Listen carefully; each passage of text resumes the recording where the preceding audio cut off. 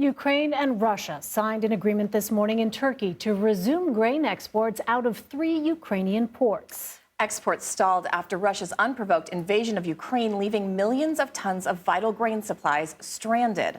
Russia's blockade around Ukraine's Black Sea ports has drawn criticism and accusations Moscow is weaponizing food.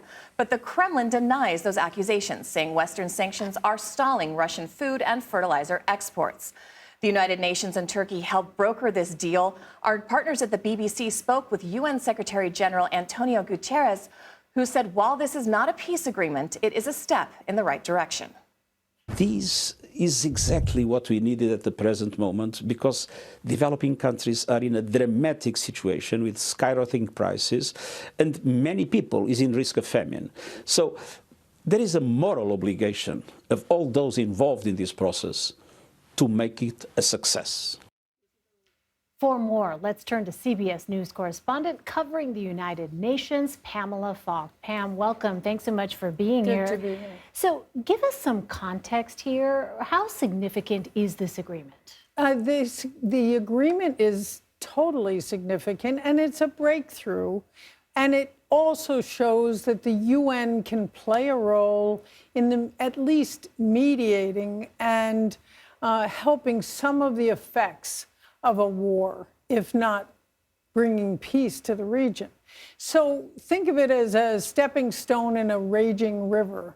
This is not to create peace, but it does do what it intended to do. This was shuttle diplomacy by the Secretary General that you just saw, Antonio Guterres, going to Moscow to meet President Putin, going to Kyiv to meet President Zelensky, and making this happen to get the grain that was stuck in Black Sea ports out.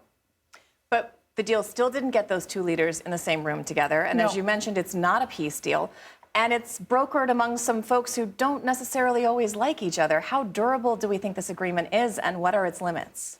It does seem to be durable in the sense that with all of the back and forth, fits and starts, they did make an agreement.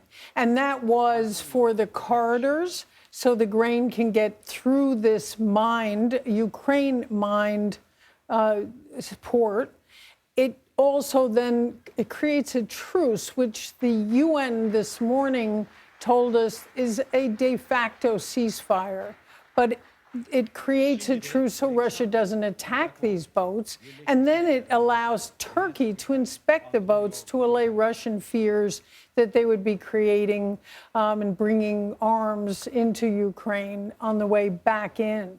But all that said, the short answer to the question, is that there is a big problem with the trust factor between Russia and Ukraine. So, one of the things we've seen is this ripple effect of this conflict. The global food crisis increased dramatically because of the grain blockade. Tell us about that and how officials are addressing the impact it's had on nations like South Sudan, especially now that an export agreement has been signed.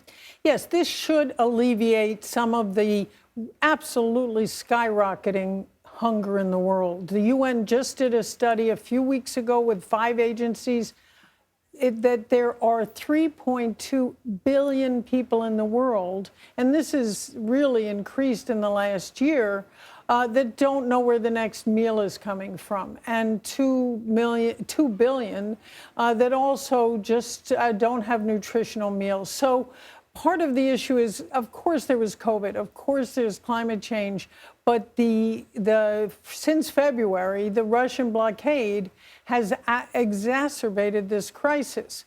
So part of the issue is, can this lead to something else? Right now, they're just hoping it gets the food out. And that's a tricky piece of business. You heard the Russian defense minister this morning talk about the fact that what they get out of it is some sanctions relief. And yet this morning, we spoke with Ambassador James O'Brien, who said U.S. is not offering any sanctions relief. They're just explaining to insurers, to shippers, to anyone that may be delaying Russian aid that that doesn't violate U.S. sanctions. Incredibly high stakes, though, with It this is. agreement.